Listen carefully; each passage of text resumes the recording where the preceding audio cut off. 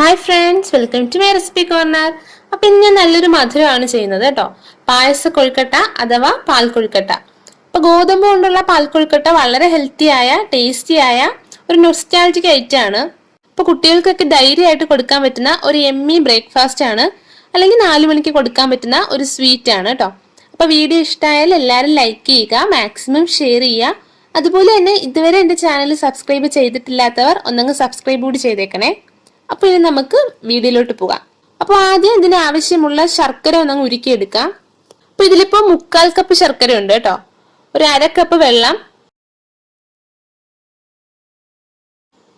ഇനി ഇതൊന്ന് ഉരുകി വരട്ടെ. അപ്പൊ ശർക്കര ഒന്നങ്ങ് അലിഞ്ഞാൽ മാത്രം മതി കേട്ടോ. ഇനി ഇതൊന്നങ്ങ് അരിച്ച് മാറ്റി വെക്കാം. ഇനി ഇതിനായി 1/2 കപ്പ് ഗോതമ്പ് പൊടി എടുത്തിട്ടുണ്ട്.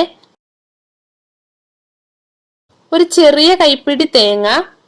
അപ്പൊ തേങ്ങ കൂടുതൽ ചേർത്താലും നല്ല ടേസ്റ്റ് ആണ് കേട്ടോ. 1/2 ടീസ്പൂൺ ഏലക്കാപ്പൊടി.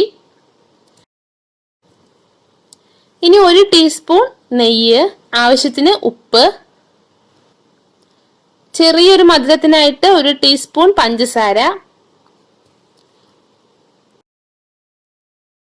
ഇനി ഇതെല്ലാം കൂടി നന്നായി ഒന്ന് മിക്സ് ചെയ്യാം.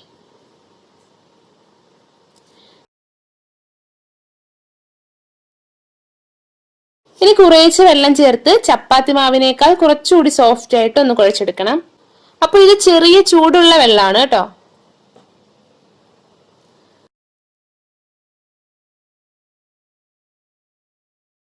അപ്പൊ ഇതേ മാവ് റെഡി ആയിട്ടുണ്ട്.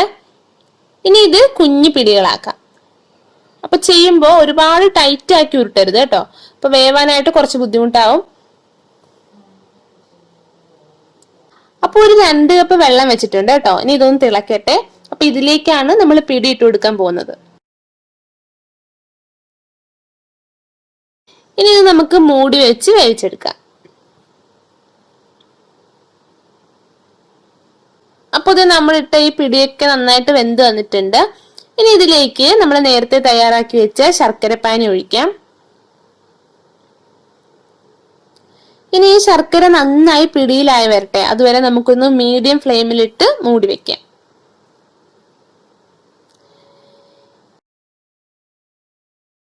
ഇതൊരു 1/2 കപ്പ് രണ്ടാം പാലാണ്. ഇതിലേക്ക് ഒരു 2 ടേബിൾ സ്പൂൺ ഗോതമ്പ് പൊടി കൂടി ഇട്ട് ഒന്നങ്ങ് ഇളക്കി മിക്സ് ചെയ്യാം. ഇതാണ് ഒരു നല്ല ഫ്ലേവർ.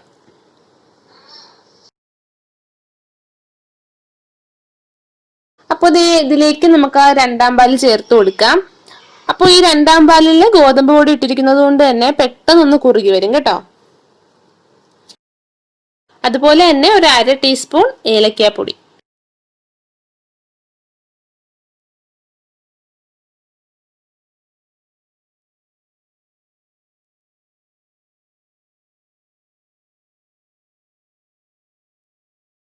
ഇനി ഒരു 1/4 കപ്പ് നല്ല കട്ടി ഒന്നാം പാൽ കൂടി ചേർക്കാണ്. അപ്പൊ ഇത് ചൂടാവുമ്പോൾ നമുക്ക് ഓഫ് ചെയ്യാം. ഇനി ഇതിലേക്ക് വേണമെങ്കിൽ ഒരു 1/2 ടീസ്പൂൺ നെയ്യ് ചേർക്കാം. അപ്പൊ നല്ലൊരു ഫ്ലേവർ ആയിരിക്കും കേട്ടോ. അപ്പൊ ഇത് നമ്മുടെ പായസ കൊഴുക്കട്ട റെഡി ആയിട്ടുണ്ട്. ഇത് ചൂടോടെ തന്നെ സെർവ് ചെയ്യാം കേട്ടോ. കുട്ടികൾക്കെല്ലാം തീർച്ചയായിട്ടും ഇഷ്ടമായിരിക്കും. അപ്പൊ എല്ലാരും ട്രൈ ചെയ്ത് നോക്കണേ. അപ്പൊ ഇതുപോലൊരു ഈസി ആൻഡ് ടേസ്റ്റി റെസിപ്പി ആയിട്ട് നെക്സ്റ്റ് എപ്പിസോഡിൽ കാണാം. Till then take care and by.